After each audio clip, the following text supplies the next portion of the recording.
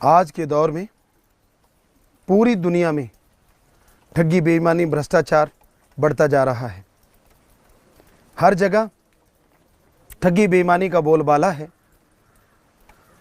बिना रिश्वत के, बिना ठगी बेईमानी के लोग कमाई करना भूल गए हैं। हर इंसान यही सोचता है कि अगर मैं ठगी बेईमानी नहीं करूँगा तो मेरी कुलों का या मेरा भरण पोषण कैसे होगा। हमारे धर्मों में ये साफ लिखा है, साफ बताया है, ठगी बेईमानी भ्रष्टाचार कभी नहीं करना चाहिए। मेहनत, हक हलाल, कड़ा परिश्रम करके खाना चाहिए। सबसे पहले आपको धर्मों की बात सुनाते हैं। हमने सभी धर्मों को पढ़ा है, नॉन मेडिकल के स्टूडेंट हैं और साइंस को मानते हैं। तो धर्मानुसार क्या कहते हैं धर्म, कैसी कमाई करना चाहिए। हमारे हिंदू धर्म में साफ लिखा है, कड़ा परिश्रम करके खाओ और ईश्वर की भक्ति करो। क्योंकि हमारे हिंदू धर्म में जो अवतार हुए, श्री राम, श्री कृष्ण जी, वो महाराजा भी थे। जब वो गुरुकुल में रहे, गुरुकुल में रहते हुए उन्होंने खेती बाड़ी की, पशुओं का चराया, बन बन से लकड़ियां बींद के लाए, गुरु जी और गुरु मां के लिए भोजन बनाया। इसलिए उन्होंने लिखा कि आपको कर्मयोगी होना चाहिए और ईश्वर की भक्ति करना चाहिए। इसलिए हिंदू धर्म में लिखा है, मेहनत की करके खाओ और ईश्वर की भक्ति करो। इस्लाम धर्म में क्या लिखा है? इस्लाम धर्म के पैगंबर मोहम्मद साहब सारी जिंदगी करके खाया। इसलिए उन्होंने लिखा, हक हलाल की रोजी रोटी खाओ और अल्लाह की इबादत किया करो। यही बात सिख धर्म के 10 गुरु सहवान हुए, उन्होंने भी कहा। सभी गुरु सहवानों ने सारी जिंदगी कर्मठता से, पूरे हिम्मत से, मेहनत से, लगन से कर्म करके खाया। तो उन्होंने लिखा, दशानुवाद कीर्त करो और वाहिगुरु का नाम जपा करो। ईसाई धर्म के पैगंबर ईसा मसीह सारी जिंदगी करके खाया। इसलिए उन्होंने लिखा, हार्ड वर्क करो और गॉड्स प्रेयर किया करो। ठगी, बेईमानी, भ्रष्टाचार किसी भी धर्म में लागू नहीं है। हर धर्म में ठगी, बेईमानी, भ्रष्टाचार को पाप, गुनाह, हराम की कमाई बताया गया है। पर आज के दौर में लोभ लालच ने कैंसर की तरह जड़ें फैला ली हैं, बल्कि उससे भी भयानक। हर इंसान दूसरे इंसान को बेवकूफ बना के उसका धन छीनना चाहता है। कोई बेईमानी करता है, कोई रिश्वतखोरी करता है, कोई मीठा प्यारा होके लोगों का हक मार लेता है। तो धर्मानुसार ये गुनाह है, ये पाप है। पुरातन समय की बात है, 4 दोस्त थे, लेकिन चारों के चारों ठग थे, डाकू थे। तो एक अलग जगह पे चले गए। कई दिन सफर किया, रात सफर किया, वहां पहुंचे और उन्होंने डाका डाला। बहुत बड़ी रकम मिली, हीरे जवाहरात, सोना चांदी। उसे लेके वो वापिस चलने लगे। एक दिन चले, अगली रात, अगला दिन चले, तो खाने का सामान खत्म हो गया। उनमें से 2 लोगों ने कहा, आप खजाने की रक्षा कीजिए और हम पास में शहर है, वहां से सबके लिए भोजन लेके आते हैं। तो 2 लोग खजाने के पास रुक गए और 2 लोग शहर से भोजन लेने चले गए। अब जो दो लोग खजाने के पास थे, उन्होंने आपस में बातचीत की, कहने लगे यार खजाना बहुत बड़ा है, लेकिन अगर इसके 4 हिस्से करेंगे तो बहुत थोड़ा थोड़ा खजाना आएगा। क्यों ना ऐसा हो कि इसके 2 हिस्से कर दें। दूसरा कहने लगा ये कैसे संभव है, ये कैसे हो सकता है। तो पहला कहने लगा बड़ा ही आसान काम है, जो भोजन लेने गए उनका अपने इंतजाम कर लेते हैं। तो जो खजाने के पास थे उन्होंने आपस में सलाह की और पहरा देने लगे खजाने का। शहर में जो 2 लोग भोजन करने गए थे उन्होंने भोजन किया। भोजन करने के बाद उनके दिलो दिमाग में भी वही बात आई। एक कहने लगा यार खजाना बहुत बड़ा है, बहुत माल मिला है, लेकिन अगर इसके 4 हिस्से करेंगे थोड़ा थोड़ा हिस्से में आएगा। तो उन्होंने आपस में सलाह की, कहने लगे अपने उनका इंतजाम करते हैं। तो वो खाना खा के वापस जंगल में आ गए। अपने दोस्तों को कहने लगे लो भाई हम आपके लिए भोजन लाए हैं, आप आराम से बैठ के भोजन कीजिए। तो वो दोनों दोस्त खड़े हो गए सामने और कहने लगे यहां रख दीजिए। और जैसे वो भोजन रखने लगे उन्होंने तलवार तो हाथ में थी, झटके से तलवार चलाई, दोनों के सर कलम कर दिए, धड़ से सर अलग कर दिए। कहने लगे क्यों, अब खजाना आधा आधा हो गया, मिल बांट के खाएंगे, बहुत बड़ा खजाना है, पर अभी खाइए तो सही भोजन, पता चलेगा। दरअसल जो खाना खा के चले थे उन्होंने भोजन में विष मिला दिया था, जहर मिला दिया। तो वो दोनों खाना खाने लगे कि पहले खाना खाते हैं फिर खजाना बांटेंगे और चले जाएंगे। अब खाना खाते गए और थोड़ी देर में लमलेट हो गए क्योंकि उनकी मौत हो गई, जहर खा लिया। तो वो खजाना वहीं पड़ा रहा और चारों की मौत हो गई। तो इससे साबित होता है कि ठगी, बेईमानी, भ्रष्टाचार, दूसरे का सामान जो आप लूट के खाते हैं वो कभी फलता फूलता नहीं है। और अगर मेहनत का करके खाएं वो बहुत फलता फूलता है। हमने खुद देखा है। शास्त्रनाम जी दाता रहबर, शाह मस्तान जी दाता रहबर की कृपा से जिस घर में जन्म हुआ हमारे पूज्य पिताजी, वो बहुत हक हलाल की खाने वाले थे, हक हलाल का भोजन खाते, ठगी, बेईमानी, भ्रष्टाचार से बहुत गुरेज करते थे। सबको यही शिक्षा देते कि मेहनत की करके खाना चाहिए। और जैसे मेहनत की करके खाते, कोई चंद रुपए भी उनके खाने की कोशिश करता तो वो पैसा उनके कभी हजम नहीं हुआ। कभी कोई बीमार पड़ जाता, कभी किसी का पशुधन खत्म हो जाता। तो इस तरह मेहनत की कमाई करते हैं आप, आपके घर में फलती फूलती है, अगर कोई उसको लूटता है तो उसके हजम नहीं होती। ऐसी एक और बात हम आपको सुनाते हैं।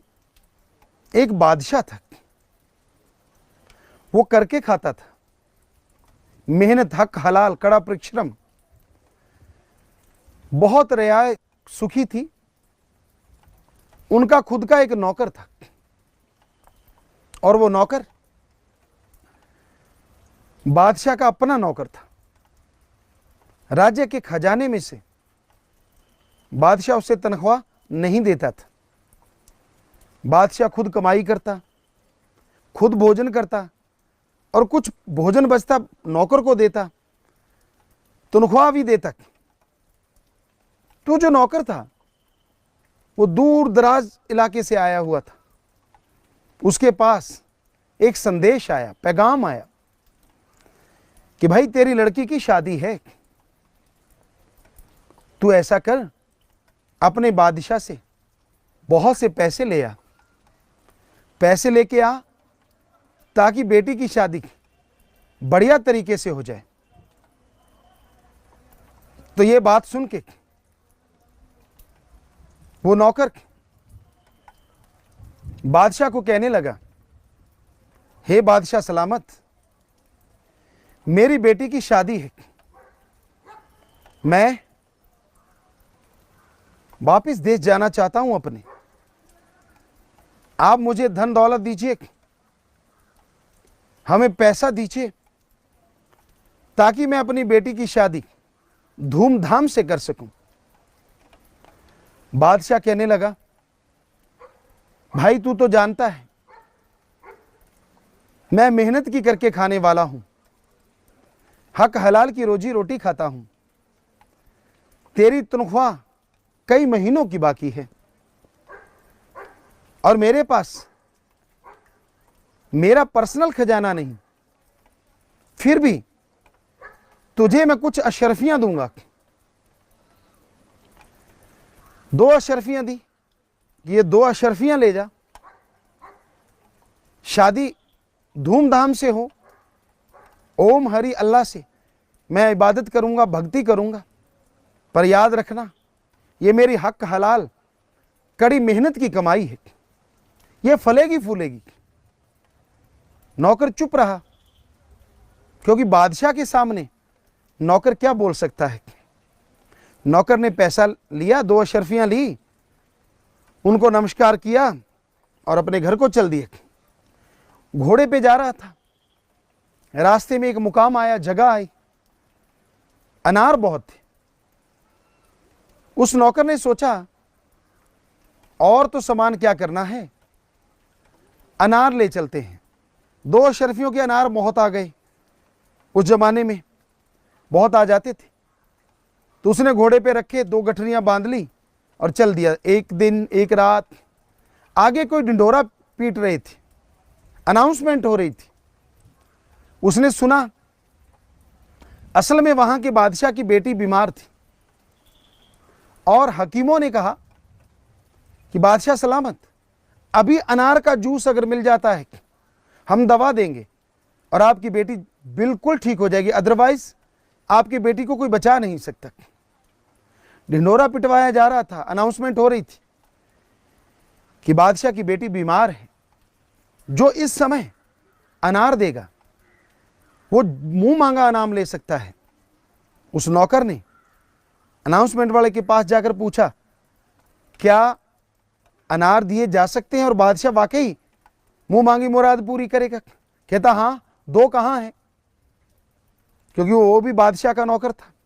वो जानता था कि अगर इस नौकर को दूंगा तो ये खुद अपना नाम करेगा। वो कहने लगा, भाई मैं इंतजाम कर सकता हूं, पर मुझे बादशाह से मिला दो। कहने लगा ठीक है। उसको बादशाह के सामने पेश किया गया। कहने लगा, बादशाह सलामत, आपकी बेटी बीमार है। कहता हाँ। उसको अनार चाहिए, जूस चाहिए? कहता बिल्कुल चाहिए और मुंह मांगा इनाम दूंगा। तो वो नौकर जिसकी बेटी की शादी थी जा रहा था, वहां से अपने घोड़े को खींच के लाया। कहने लगा, बादशाह सलामत, इसकी पीठ पे 2 गठरियां जो हैं वो सब अनार हैं, जितना मर्जी जूस बना लीजिए। सारे अनार वहां ढेरी कर दिए। बादशाह बहुत खुश हुआ।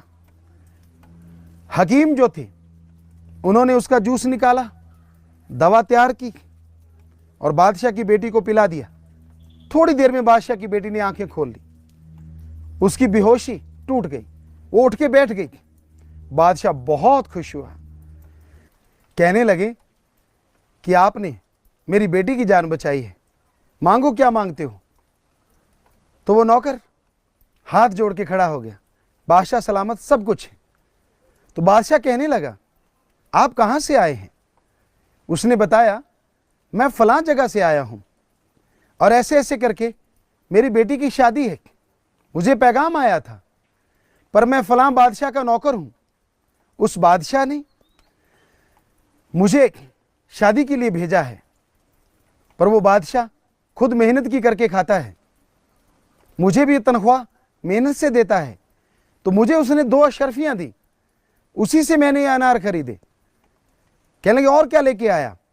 राजा ने पूछा, कहने लगा बादशाह सलामत, मैं तो बस ये अनार लेके आया था और उससे आपकी बेटी की जान बची। तो बादशाह बहुत खुश हुआ, कहने लगा ऐसा करो 4 रथ लेके आओ, सब सोना हीरे जवाहरात से लबालब भर दो, 3 रथ भर दो और एक रथ पे इसको बिठा के घोड़े आगे लगा लो, पीछे लगा लो, इसको इसके घर छोड़ के आओ, शादी में सब लोग साथ दो। तो उस नौकर को घर छोड़ने गए और उसने अपने बादशाह को लंबा लेट के माथा टेका, सजदा किया, कहने लगा बादशाह तूने मुझे अपनी मेहनत की कमाई की 2 अशरफियां नहीं दी, बल्कि वो दौलत दी जिससे मेरा इस राजा के दरबार में इतना मान सम्मान हुआ और अब मेरी बेटी की शादी धूमधाम से होगी।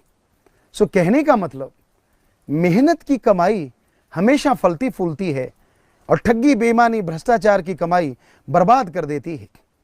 हम सत्संगे करते रहते हैं और सत्संगे करते करते हम ऐसी जगहों पे गए, यहाँ बहुत बड़े राजमहल थे, संगमरमर यहाँ लगा हुआ था, बहुत कुछ था, लेकिन वहां देखने में आया सब कुछ होते हुए भी उनके बेटा नहीं था।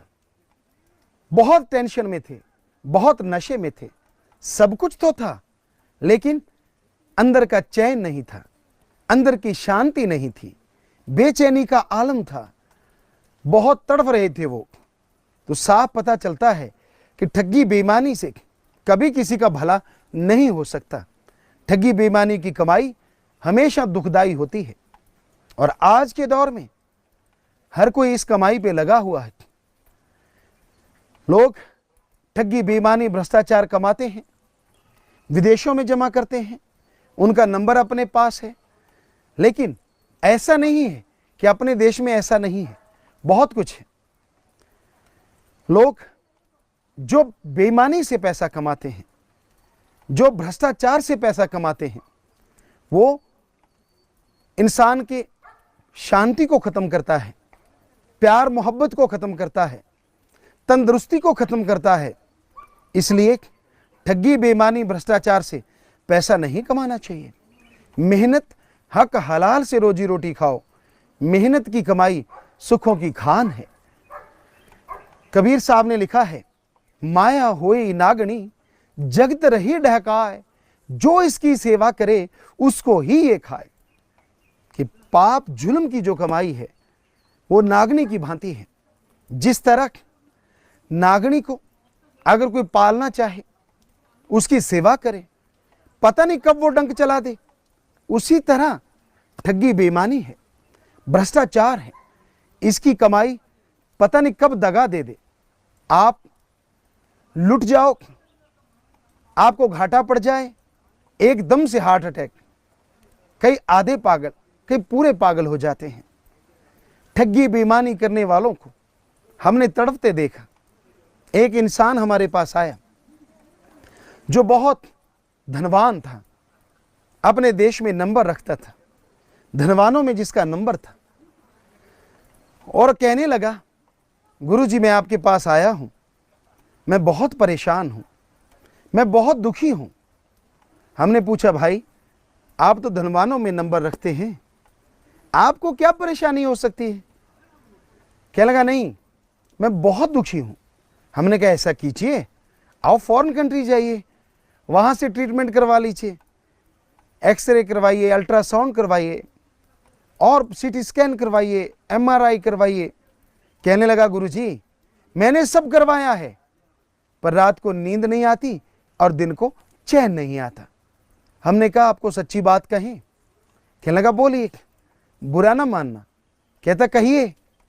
हमने कहा, भाई आप लोगों का खून चूस चूस के पीते हैं, आप जिनका खून चूस के पीते हैं उनकी बद्दुआएं आपके साथ चलती हैं और वो आपको बद्दुआएं देते हैं।